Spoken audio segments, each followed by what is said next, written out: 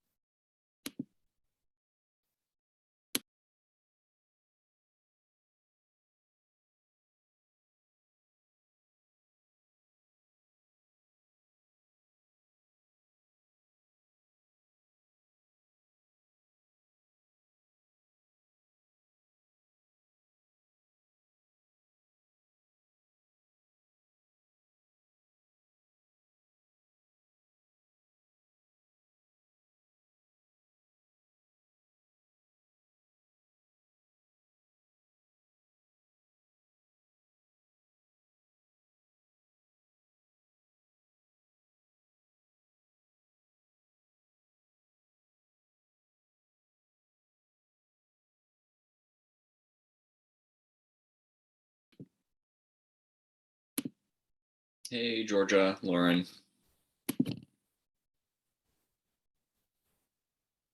I was actually going to get to your email right after this call, so we can cover your question now.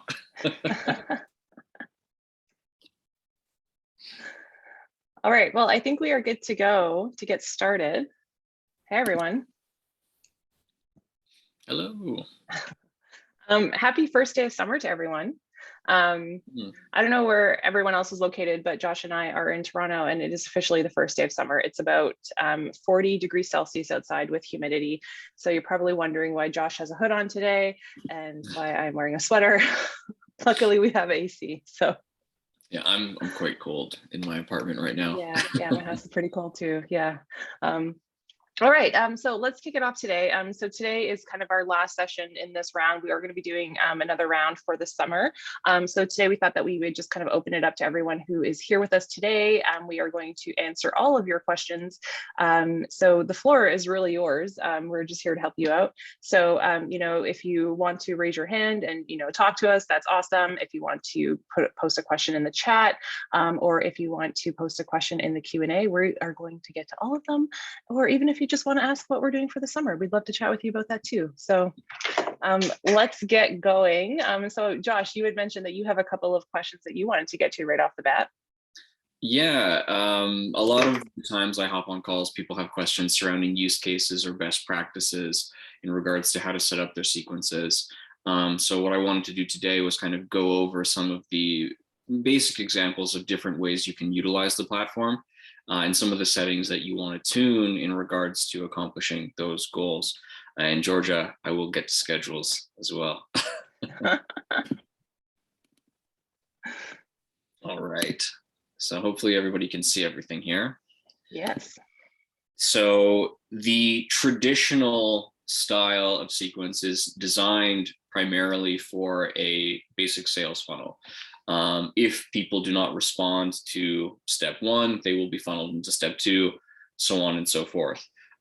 If they do respond, we automatically pause those contacts regardless of the context.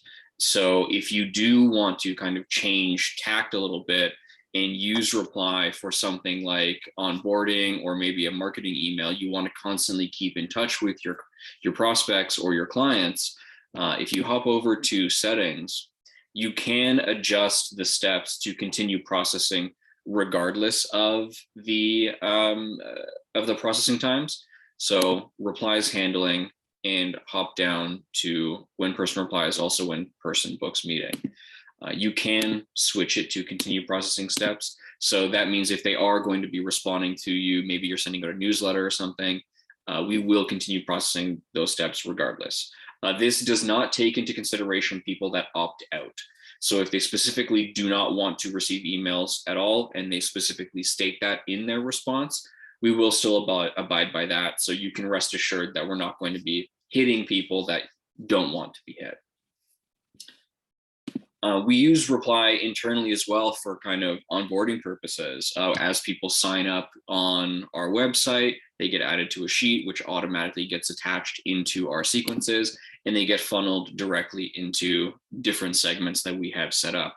And then on top of that, in certain circumstances, if we want to do check-ins of some sort, we'll have kind of automatic pings. So there's a lot of different variations of the settings that you can manipulate to cater your sequences to all sorts of different platforms. So we just want to kind of expand the thought process of what a tool like this can be used for, which is primarily a sales perspective, but it can be applied to a number of other things. Yeah, and Josh, I'm really glad you brought that up, because a lot of times, I hear from customers, they're essentially looking to send more marketing style emails. So, they want to be able to use HTML in their emails. They want to use, images. They want to use, links in their emails. So what would be your recommendations for that? So there's a bit of a back and forth conversation when it comes to HTML based content. We do allow you to flourish your emails in a sense. We're not nearly as kind of excessive as some of the marketing based tools out there, but we do give you the opportunity to add different borders, text styles, fonts, colors, things like that. As far as deliverability is concerned, you do want to hold back a little bit on that stuff, especially if this is your initial touch point. If people have opted in to a marketing service, you can do whatever you'd like. You can kind of go all out with how fancy you want your emails to look. But when it comes to a sales perspective, you do want to hold back and try to keep it primarily text-based. If this is your first touch point, if there is no history between you and whoever you're sending the email to, the first email is your key to where the rest of the conversation is going to land. So you want to keep it text-based, so you're going to hit the primary inbox first and foremost. If you do kind of load it all up with a bunch of links, attachments, videos, etc., you're essentially guaranteeing that the email will land in promotions, updates, or even spam. So keep your first touch point at minimum as clean as possible, and then you can load up a follow-up step. I personally keep it to step 3 because I want to build a little bit of trust in order to get the interaction I'm looking for. I've found that if I overload my first step with a lot of different kind of action items, first of all, the deliverability is going to come into play, so I'm not going to get as many eyeballs that I'd like. And second of all, there's too many things pulling attention from the prospect.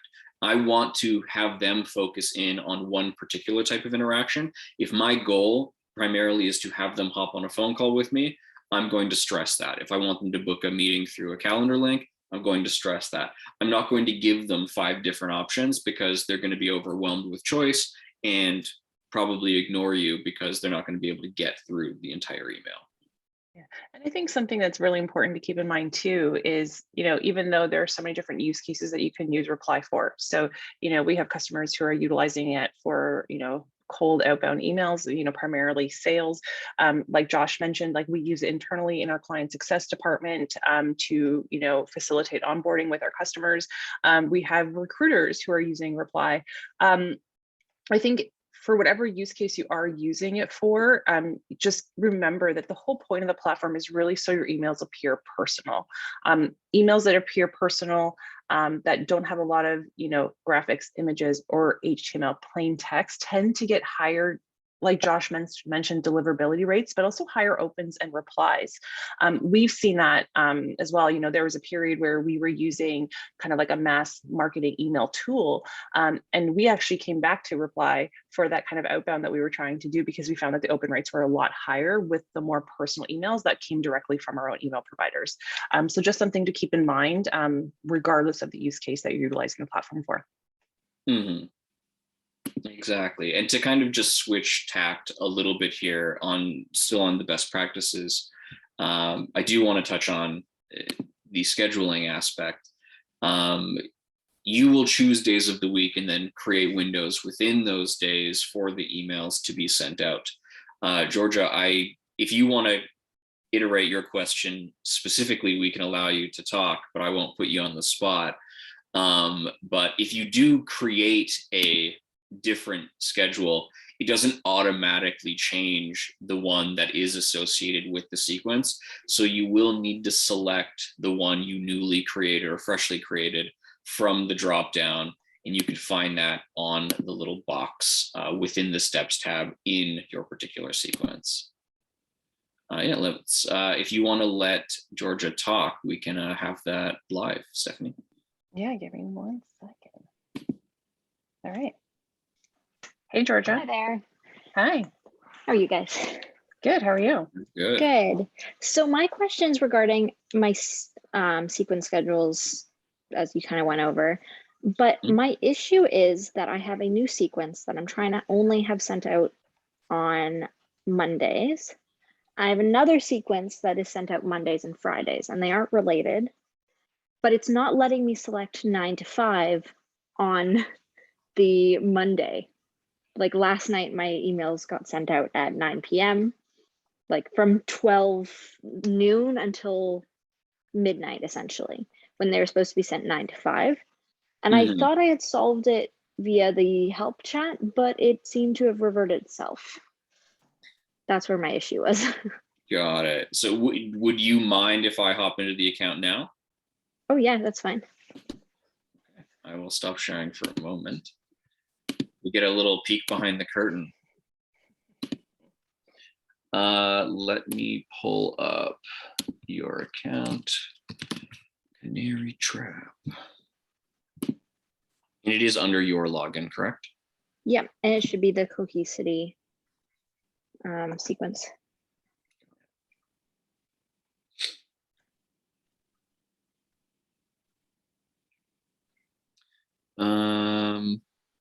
Cohesity. Okay, let me.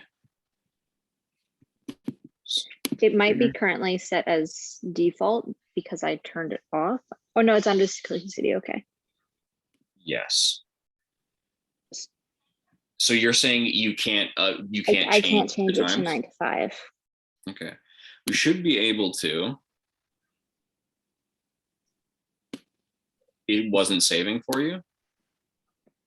So I did it instead of, oh, I didn't know that's how you did that. I did it via the plus and it wasn't working. So the existing, so this was still there and then you hit the plus on top of it? No, well, yeah, I guess so. Okay, so that's what was wrong. I didn't know you could drag it like that. Yeah, because so for they all of these fixed it for me, but then it went back.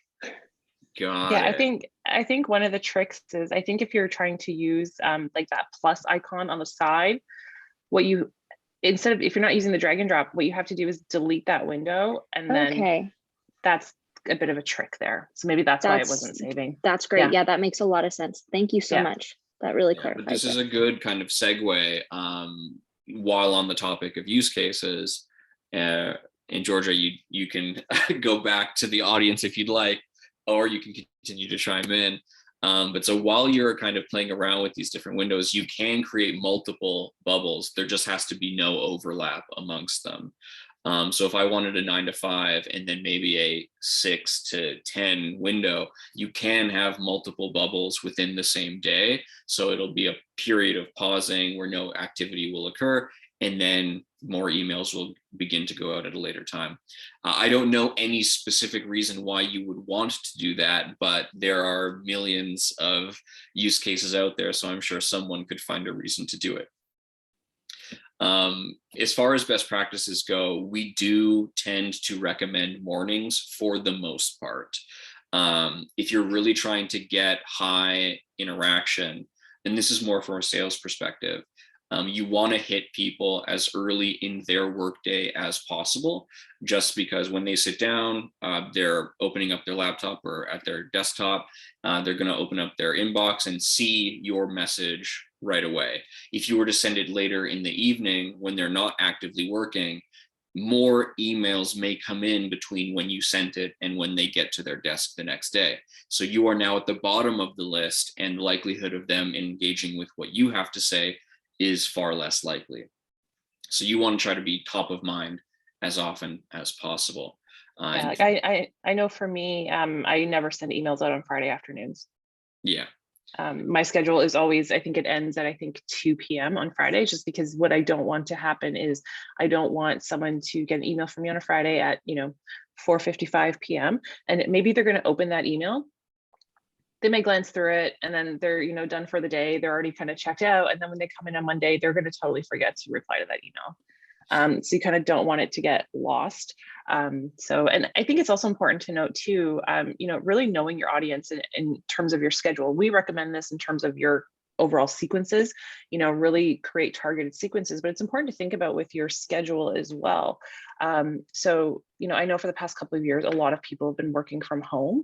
And when you work from home, you tend to check your emails maybe in the evening or a bit early in the morning. But one thing to think about too is, now that people are going back to the offices, people have been going back for a couple of months now, who are you reaching out to? Are you reaching out to, maybe executives who are going to be in the office, who are going to work that more typical 9 to 5, or are you reaching out to maybe a smaller kind of CEO of a startup who may be more likely to check their emails in the evenings when they're at home?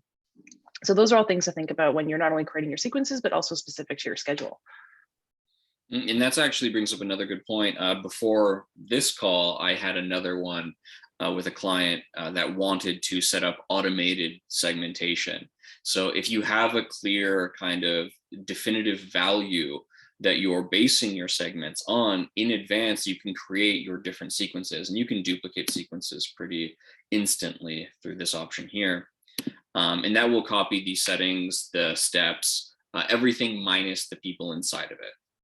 And what we set up together was we created the different segments for the sequences in advance. And then we went into the trigger options here and we set them up so that as people are created and they contain a specific value, they're automatically moved into the sequence of your choice. So it saves a little bit of time having to dig for the people on your main people page instead of just placing them in the target location. This is especially useful with larger teams. And if you're on the public mode where everyone is kind of using the shared people pool, this is a good way of automatically sorting your contacts, placing them into the different sequences and avoiding any potential crossover. Because there is a chance that if you go to the main people page and I'm on the all tab instead of the people that are specifically assigned to me, I can select a bunch of people that may not be assigned to me if I'm not paying attention, and then move them into a place where they shouldn't be. So the triggers can help facilitate a lot of branching sequences. If they respond positively, I'll move them into a positive, centric, and dedicated follow-up sequence. If they respond negatively, I can send them into a follow-up sequence where it says, oh, I apologize, but I appreciate you taking the time to respond to my message. Things like that. The possibilities are essentially endless, and we recently had a call about adding more advanced triggers. So if you do have a specific requirement, now is the time to share your voice. And we're always looking for new ways to help get you guys what you want. Anything cool to add here? One thing to note about the triggers. So Josh just kind of showed the drop down for triggers. With each trigger, so depending on the one that you choose, the action that you create is it can vary. So for example, if you select, inbox category set for reply, your options in terms of that triggered action are going to differ from, contact reply to an email. Correct. So let's go contact created. And it's a little bit more minimal here. Yeah. But, triggers, I mean, for me are a really great way just to automate some of those processes that, previously in the platform before we introduced triggers, you would have to do it manually. So, a really good kind of use case for triggers is if you're looking to identify contacts who are engaging with the emails that you're sending. So maybe they have viewed the emails 9 times, but they haven't replied to you. You can set up a trigger so that they automatically get moved to a re-nurture sequence, which, we really do recommend that. Like really looking at the engagement of your contacts. Are they viewing the emails multiple times? Are they clicking on a link in the email but not replying to you? Those are all signs of engagement beyond just a typical reply. So utilizing these triggers to move into a re-nurturing sequence is a really great idea. And we always recommend that. Yeah, absolutely. There's a lot of, since our initial inception, we've done a lot to try to improve the flexibility of the platform. So if you are coming in here with a more niche need, we will do our best to try and accommodate that as best as we can. Another common area that people bring up constantly is deliverability, not just from a content perspective, that does obviously play a huge role, but from a settings perspective. And we have a couple of options available for you to play around with that. So specifically, we have our main email settings. Each email that you add will be able to send 400 by default maximum. If you understand the risks associated with the send capacity, we can bump it to 600. But anything beyond that does require additional payments and things like that. We don't recommend sending that high anyway. The damage it can cause to your domain if you're sending too many emails too quickly can have repercussions across even your main website and things like that. So you do really want to make sure that your emails are being as safe and proper as they can be. So if you're starting kind of brand new, fresh, you want to keep your emails to within 50 a day, and then increase that number every time you hit your cap or every couple of days until you get to the number that you're most comfortable with. So that may be 200, it may be 100. Some people will get to the upper tiers of 400 plus. It's all about keeping your sends consistent rather than just trying to get as many out the gate as humanly possible. Yeah, or and possible rather. the reason that we recommend warming up your email account is because, you know, certain email providers, they do have algorithms which detect abnormal sending patterns. So if, you know, typically you were sending, you know, maybe 20 manual emails per day, maybe it was 30. If that number all of a sudden jumps to 400 emails per day, certain email providers like Gmail have been known to not only red flag accounts for that activity, but also suspend accounts for up to 48 hours. So I like to call that Google jail. And then you have to go through the process of emailing them and saying, I'm not spamming. They kind of let you out again. You have freedom for a little bit of time. So that's why we really recommend warming up your email accounts. And also, you know, if you've been using, you know, Reply and you've warmed up your email account, you've been sending those higher volumes of emails. If you take a break from sending those high volumes, so maybe you know, have a period of maybe 2 months where you're not actively sending outbound sequences, and then you want to start again, we would recommend that you re-warm up your account. The process is a bit different. And I think, Josh, you're going to talk about warm up in a second, like the automated warm up. But when we just very high level, when you're re-warming up your email account, you don't need to start at maybe 40 or 50 emails per day, like Josh had mentioned, because you already did that initial warm up. You could even start at maybe 100 emails per day and just have a quicker ramp up because you already did that initial warm up. But that's something important to keep in mind as well. Exactly. So if you do hop into your safety settings within the email account, you'll notice there's an email warm up option. What we've been discussing is the more manual side. It doesn't cost you anything. You just have to come in here and make those adjustments day to day.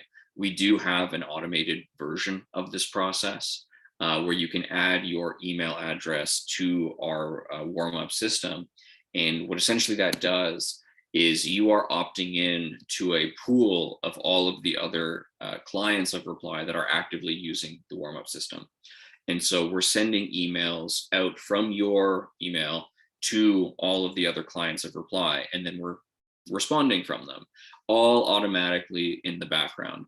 And what that's doing is it's creating an authentic history between you and actual email addresses. So if you're coming into a system like this for the first time, you have no real engagement history to speak of.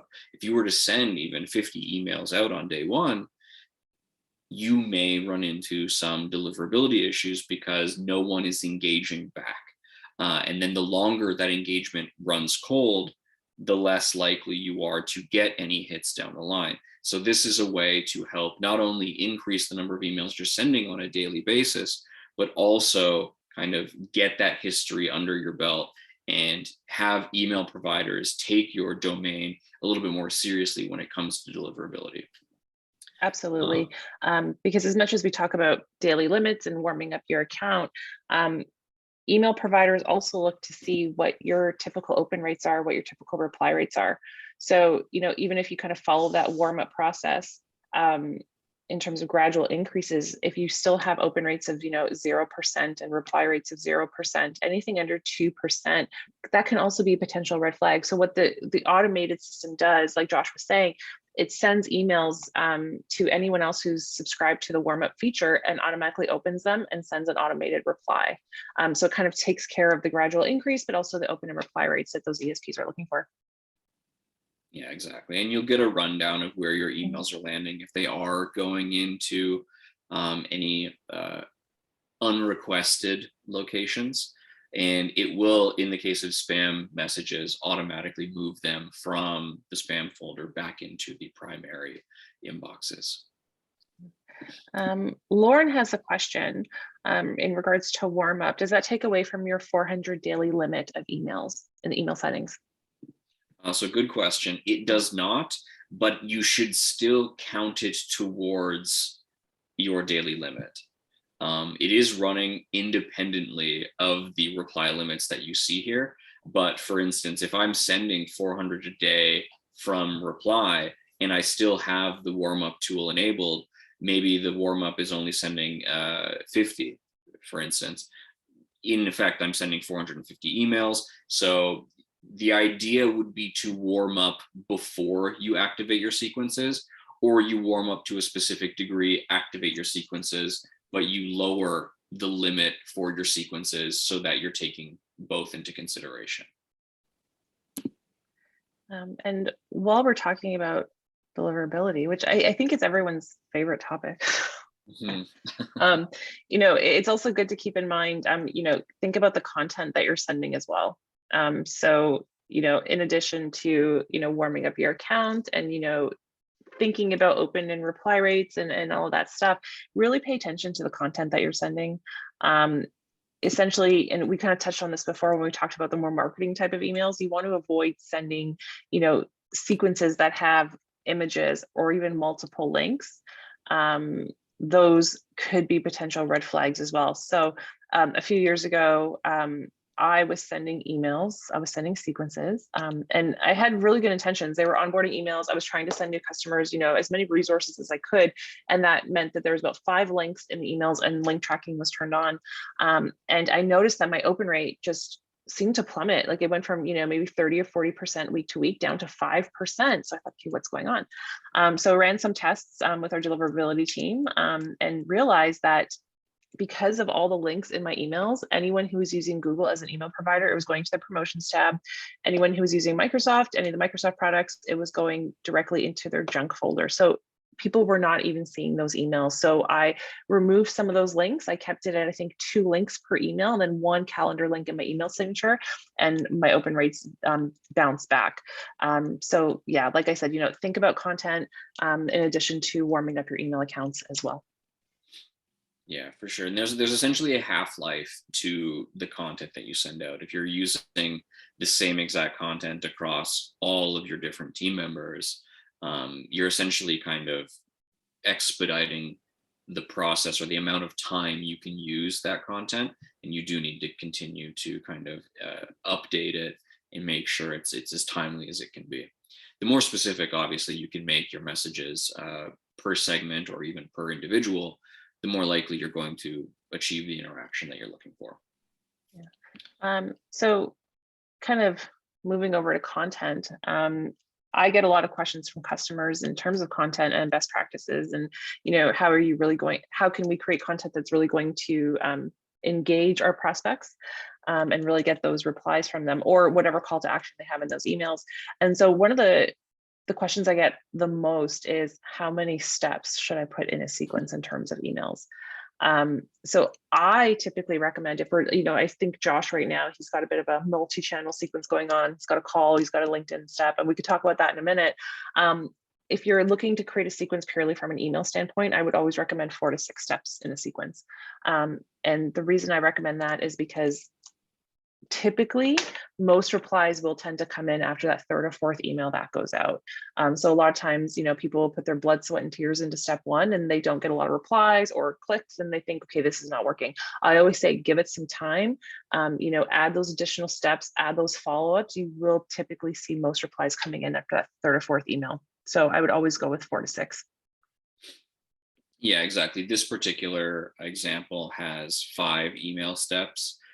I guess 7 steps total if you're going to count the LinkedIn initial touch point and then any follow-up calls that I make. And this particular sequence is just designed for our actual dedicated content calls. I like to kind of just share these. They contain a lot of the information that you want to include on a step-by-step basis. There's obviously wiggle room depending on whatever use case you're applying, but from a general cold outreach standpoint, this style seems to work. And what you want to do is you want to start off very kind of innocuous. You want to be very innocent. You are just going to be bringing up the idea of some sort of pain point or issue that your company, your product, your service can help resolve. Very kind of succinct and short. And then I'm going to save a lot of the meat and potatoes for my steps 2, 3, 4, etc. I don't want to put them off by being too overwhelming. They don't know who I am. I don't know who they are really. So if I go in and send them a novel about all the cool things that I can do, it's more off-putting than anything else. They're going to see that this is a massive email. They're going to read the first sentence. They're not going to be interested. They're going to ignore it. Or they may just read the subject line, not be completely interested in what I have to say, and again, pass it over. So you want to your goal for step 1 is really to just not get deleted or blocked. Then I'm going to start building trust. I'm going to describe how I'm going to assist them with whatever it is, or how my product is going to be better than anything else on the market, as opposed to just settling for what I can do. Because anybody can say that they're the best in a specific area. There's no real reason to believe them, but it's just how marketing works. You want to go above that. You want to give them the answers that they didn't know that they were looking for. How are you going to help them? How are you going to increase their numbers by 25%? The drill. Can I hop in just really quickly? Yeah. Just in terms of content, don't be afraid to ask questions in your emails. Mm-hmm. Questions above the typical, when are you available for a quick call? Did you want to have a demo? Especially if you're utilizing the platform for more cold outbound, if you think about it, most of the people that you're reaching out to, or even if you're using it for recruiting purposes, maybe for looking for new candidates, these people don't know you. They've never heard your name before. They've never heard from you before. So, sending an email where, maybe you're asking them a few questions about, their business, or maybe even some of their pain points, asking 2 to 3 questions just to kind of get that dialogue going, so that the email doesn't come across as, sales pitchy. So I'll give you an example. We had a customer who worked in PR, and he was getting a 67% reply rate. So obviously we said, hey, what are you doing? So, had a really good discussion with him. And this is what he said. He said, the exact same things that, these people don't know who I am. I don't want to step in and say, hey, here's why you need to go with XYZ. So what he would do in that first step email, he would position it in a way where it's like, hey, my name is so-and-so. I see we work in the same industry, PR. And he would ask a couple questions about their business. What are some of the obstacles you're facing right now, or your pain points, or what are you guys really excelling in? And it opened up dialogue. Where, he did get, like I said, 67% reply rate, and then they could kind of continue that conversation. And then it becomes more like, well, based on, the conversation that we had, I think that our software or platform or whatever it is would be a good fit for you because X, Y, Z. So it almost could work as a mini discovery as well. So don't be afraid to ask questions to kind of get that dialogue going in either your first or second step email. Yeah, 100%. I think one of the biggest kind of traps or issues people face with their initial touch point or touch points in general is they're too data focused. They're just trying to convey as much value as possible. And while you obviously do need to convey value to get the sale or the conversion, you also want to try and build some sort of rapport with these people to get them on the phone in the first place. Asking those questions gives them something to respond to, as opposed to just sending them a message full of data points, like, okay, cool, this sounds great. And then you continue walking on. You want to give them something to hold on to directly engage with, as opposed to just spewing information and hoping for the best. Josh, we do have a question from Lauren, and I know we want to touch on, multi-channel and kind of what's the best way to configure a sequence if you're utilizing anything beyond an email, so LinkedIn calls. So Lauren was asking in the chat, do any of our customers have more success by following a specific sequence step protocol? So, for example, maybe that first step is a call, and step 2 and 3 are emails, and then another call, and then maybe a LinkedIn step. So maybe we could touch on that. Yeah, for sure. In general, people have had success with varying styles, but for the most part, what's kind of really hot right now is starting off your sequence with an external touch point, primarily LinkedIn. It doesn't necessarily have to be your first step. It could be your second, but the idea is to have your initial email shortly before or after a more manual seeming touch point. So LinkedIn is perceived widely as a very manual system, aside from those headhunters that constantly message you looking for opportunities. But for the most part, like a connection request or something like that, or like a like on your post, those are all very manual options. Through a system like Reply, you can automate those tasks to make it seem like you're doing something manually, and then you can follow up with an email. So contextually, they just saw your face pop up on their LinkedIn, and then maybe 24 hours later, they get an email from you. So the chances of them engaging with that are far more likely because they know you are a real person. I find, or we have found, that LinkedIn works very well in this regard because something like a voicemail drop or like a texts are too invasive, and a voicemail drop is a known commodity. Those kinds of systems are all over the place, so people tend to take it a little bit less seriously.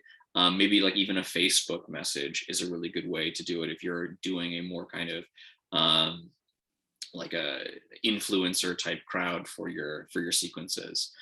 Anything that they're going to perceive as manual and not find too invasive is a great way to begin.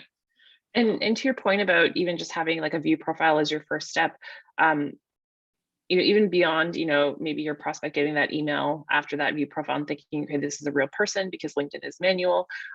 It also just works for name recognition.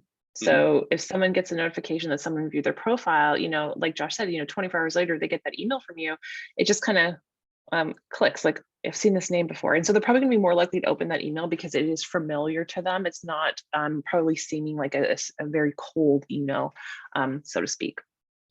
Exactly. And then in combination with that, so you have your external touch point, you follow up with a series of emails. I am not a fan of arbitrarily placing a phone call in the middle of your sequence. The reason for that being is it can lead to a lot of wasted time and lost morale. If you are calling every single person at step 5, for instance, just because you have it set there, you can potentially spend a lot of time hitting voicemails with no real results. That's going to kind of discourage you, and you're going to be less enthused or less willing to kind of put your best foot forward after that fact. So instead, what I recommend is to prioritize based on interaction you've already received. If you go to the people page within your sequences, you're going to notice a delivered, opens, views, and replied column. Opens are the number of times someone has opened a single step. So it's locked to the number of email steps that you have. In this instance, I could only ever have a maximum of 5 opens. Views, on the other hand, is the much more actionable item. That is the total number of times they have come back to my thread. So if someone has viewed my thread 7 times and I've only sent 2 emails, obviously they've come back 5 extra times. They didn't need to. That shows some level of interest beyond a normal recipient. And then I would maybe give them a voicemail drop or try to reach out in some other capacity, instead of just kind of wasting my time trying to phone call or call a bunch of people that have never opened my email a single time. So Josh, speaking of that, Georgia has a really good question. Would you recommend creating triggers for number of views for a call? So that's actually interesting. On the call that we had most recently about upcoming features, we don't have it currently, but we did talk about adding task creation to the triggers. So what I would recommend is you can either do it manually, just hop into your sequences. You can click on the assorted columns and then take it from there. But you can set up a trigger to automatically move people into lists that will give you an updated kind of look at who you need to call. And then as you go through that list, you can assign them called status, or you can log specific calls. And there will be a little tag associated with them. So that's typically the best way to go about it. How you do it specifically, whether it be manual or set up a trigger to sort them into a list for later kind of assortment, is going to be up to you. But I do recommend that you do it based off of perceived interaction or engagement rather than just sticking it at point B for whatever reason. And just a little story about utilizing calls. I like Josh's point about, being very specific about who you're going to call. Don't put a step 2 call step and just have, 200 people that you're going to just kind of go through the list and call. Do it based on interaction, do it based on the engagement, because that's where you're going to, get the best return on the time that you're spending by making these phone calls. But one thing I do want to mention is, I would say probably the last 2 weeks, I've been getting a lot of emails from people saying, oh, hey, I'm just following up on the voicemail I left you 2 days ago, or I'm following up on, I called you a couple days ago, whatever the case may be. I've never heard of these people before. Also, I've never gotten phone calls from them. I have no voicemails from them. Yeah. And so me seeing those emails, I'm just going to disregard them, because I know that it just makes it come across as very automated. So if you are creating a sequence where maybe you do have an email after that call step, just make sure that it is very specific to your target audience, and you're putting in that content, because like I said, I've been getting a lot of these emails lately and I've just been ignoring them. So just a little anecdote for you guys there. Yeah, if you are going to implement calls and you really do want to call everybody on the list, I would recommend starting off with that. You can use that as your replacement for the LinkedIn step, or you can do it in addition to the LinkedIn step. That way you can kind of set the tone, kind of who's going to engage, who's willing to pick up cold calls, things like that. And then maybe you can cater your messaging after that a little bit more. But I do think if you're not going to include it at the top, it's better to then just kind of ad hoc use the view count and prioritize based on that. Yeah, absolutely. Absolutely. So we don't have any more questions right now. Josh, is there anything that you can think of off the top of your head that your customers ask a lot, or that you get a lot of kind of inquiries about? This is a little bit of a finicky one. I think this will be the last thing for today. It's a little bit confusing, but if you hover over a sequence, there's an option called Save as Template. If I hit this, it is not going to actually save to the templates page at the top. There's nothing here, even though I just hit Save as Template. Instead, it saves to a different location. It saves to this button here. So if I hit the red plus button to start a new sequence, choose the From Template option, I can then pull up one of my various templates that I've saved. So just a common point of confusion that does get brought up. The templates tab here is designed for specific steps. So if I like how my step 1 is performing in this particular sequence, I can save that one, and then everyone else will be able to pull it from the templates menu. So you would have to hit this option. We'll just save it to general and just go test. And then that will be available for me to mess with up at the top. So yeah, not super intense, but a common point of confusion there. It's a good distinction. Yeah. It's a good distinction. All right. Well, if there's no more questions, we'll give you guys some time back to your day. I should probably, take the dog for a quick walk in this heat, get him back in really quickly. But yeah, I mean, as always, we are going to be posting the recording to our YouTube channel. So keep an eye out for that. And for everyone who signed up, I'll send out a quick email probably tomorrow with the link to our YouTube channel. So don't worry, it will be there. You guys will have access to it. And as always, if you guys have any questions, feel free to reach out to myself or Josh. We'd be more than happy to help you guys out. Going into the summer, we're going to kind of figure out what our schedule is going to be like. It may not be in 2 weeks exactly, because I think I'm on vacation, unless Josh wants to have one without his co-host. I don't know. But we are going to finalize that schedule and hopefully resume these sessions so we can all hang out together every couple of weeks. Absolutely. But it was great to have you guys here today. Thank you so much, and we'll talk to you soon. We'll talk to you soon. Bye, guys. See ya.